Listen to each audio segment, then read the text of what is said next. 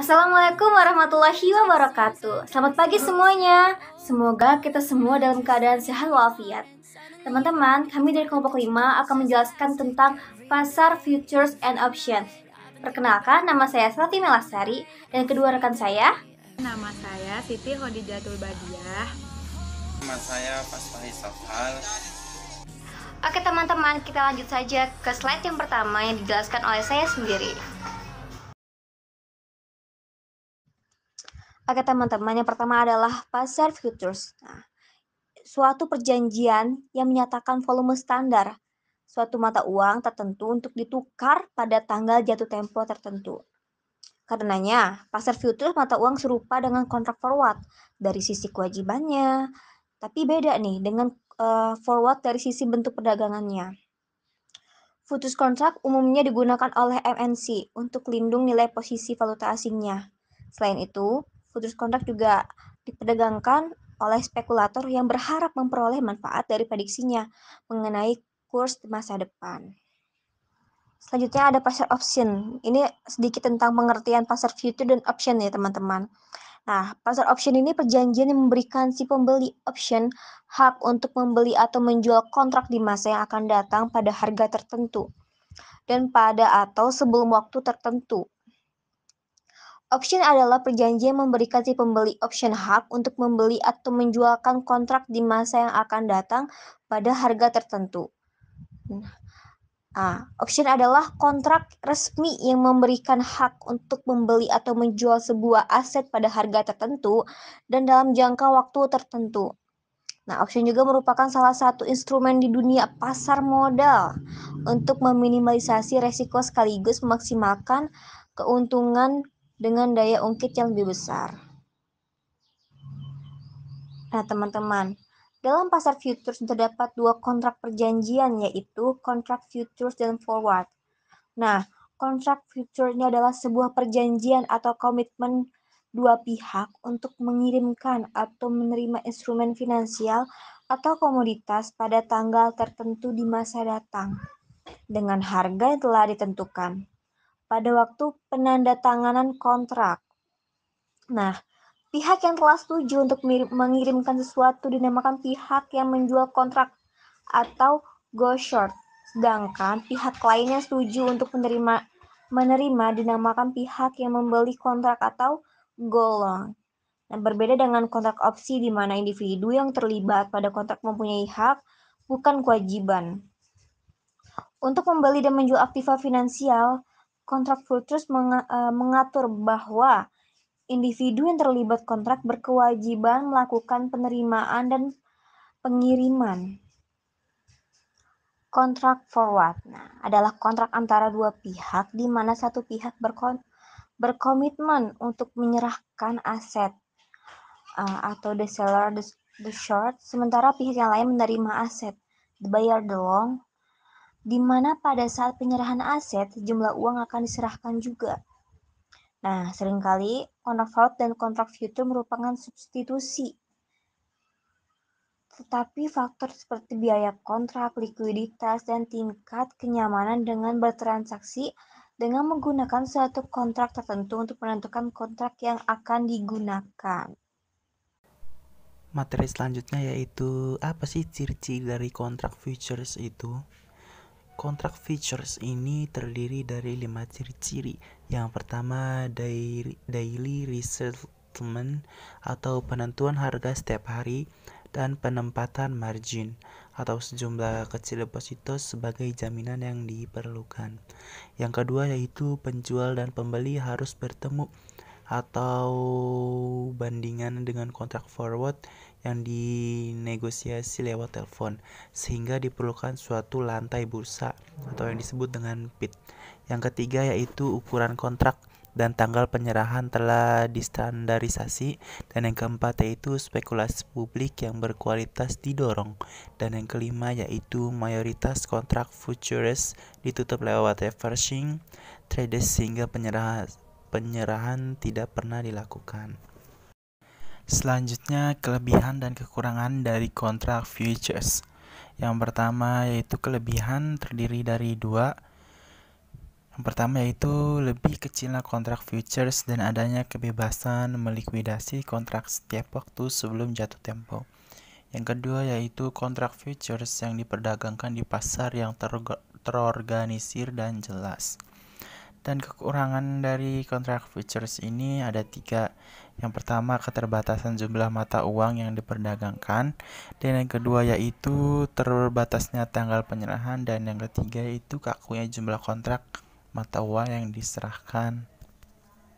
Berikut ini adalah berbagai jenis kontrak forward yang beredar di pasar. Yang pertama, currency forward merupakan perjanjian pribadi antara dua individu yang dapat menandatangani kontrak apapun yang mereka setujui. Pasar forward memfasilitasi perdagangan kontrak forward atas mata uang.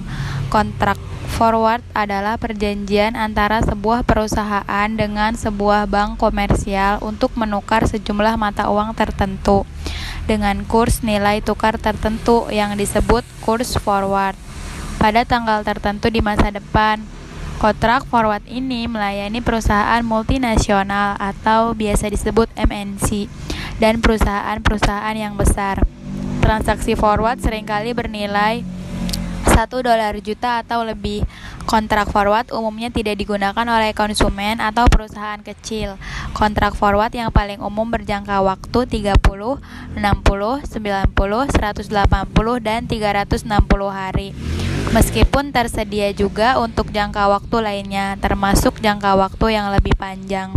Kurs forward atas suatu mata uang tertentu umumnya berbeda sesuai dengan lamanya jumlah hari periode forward. Yang kedua, equity forward. Melalui equity forward, nilai transaksi yang akan terjadi di masa depan sudah dipatok pada saat ini, sehingga dapat mengatasi risiko yang terjadi dari perubahan nilai pasar.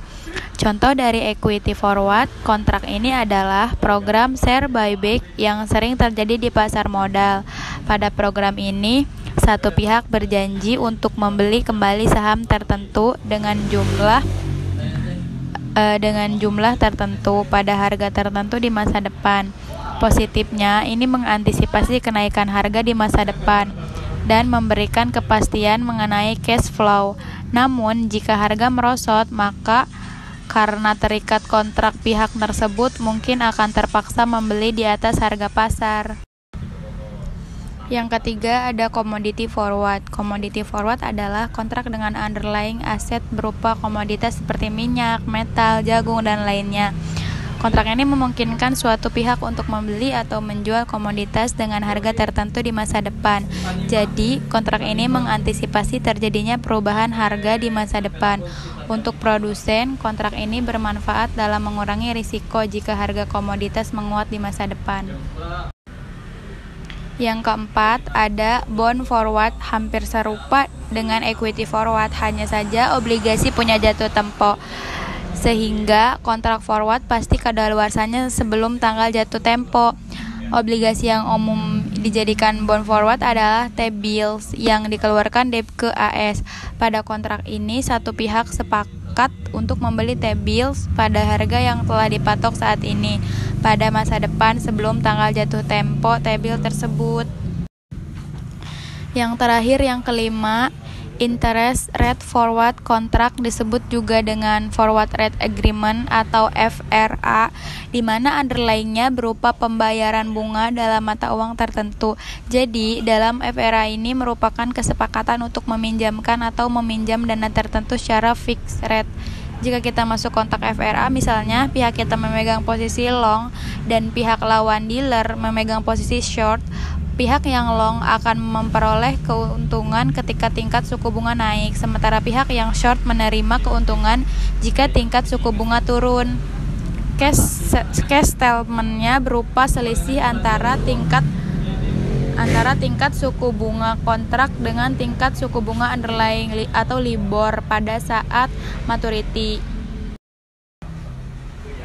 Dalam pasar valuta asing, transaksi option valuta asing dapat diartikan sebagai satu instrumen keuangan yang memberikan hak kepada pemegangnya untuk membeli atau menjual satu mata uang tertentu dalam jumlah tertentu pada saat waktu tertentu di masa yang akan datang dan atau sebelumnya dengan kurs yang sudah ditentukan sebelumnya. Biasanya sudah ditentukan saat transaksi dilakukan. Fungsi dari option adalah sebagai berikut. Yang pertama, proteksi nilai aset. Salah satu strategi yang umum digunakan dengan option adalah memproteksi nilai portofolio terhadap jatuhnya harga-harga saham dengan membeli put option. Dengan membeli put option ini, investor berhak menjual sahamnya pada harga tertentu meskipun di pasar harga saham tersebut sudah turun sampai 0 sekalipun. Yang kedua, menghasilkan pendapatan tambahan dari asetnya. Para investor akan menggunakan strategi yang dikenal dengan nama covered call untuk menghasilkan pendapatan tambahan dari sahamnya. Yang ketiga, leverage. Option memberikan suatu kesempatan yang besar memperoleh hasil investasi yang tinggi dari modal yang kecil. Di sini, option memberikan leverage bagi investor tersebut. Option berfungsi sebagai leverage apabila kita hanya memberi optionnya saja tanpa membeli sahamnya. Yang keempat, diskon. Option juga dapat berfungsi sebagai diskon untuk membeli saham. Apabila kita ingin membeli saham, kita dapat menawarnya terlebih dahulu agar saham yang akan kita beli harganya menjadi lebih murah. Dan dalam penawaran ini kita mendapatkan suatu premi sejumlah tertentu. Yang kelima, strategi investasi. Option juga dapat berfungsi sebagai strategi investasi. Karena banyaknya strategi di option, maka option dapat berguna di berbagai situasi market, baik itu market yang uptrend, sideways maupun downtrend. Strategi-strategi ini apabila dipahami dan dipelajari dengan baik, tentu akan sangat membantu kita memperoleh hasil yang kita inginkan dalam berbagai situasi market. Jadi, setiap saat kita dapat memasuki market dengan strategi yang berbeda-beda. Opsi valuta currency option adalah tipe kontrak alternatif yang dapat dibeli atau dijual oleh para spekulan atau perusahaan-perusahaan. Opsi valuta disediakan oleh sejumlah bursa, bank-bank komersial, dan perusahaan-perusahaan pialang. Opsi valuta yaitu currency call option.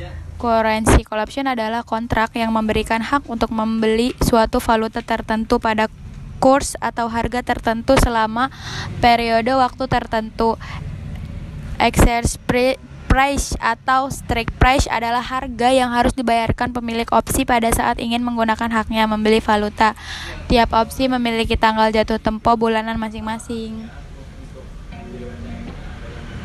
Terima kasih kepada teman-teman yang telah memperhatikan video ini. Semoga video ini dapat bermanfaat bagi teman-teman semuanya dan dapat dipahami oleh teman-teman semuanya. Terima kasih sekali lagi. Wassalamualaikum warahmatullahi wabarakatuh.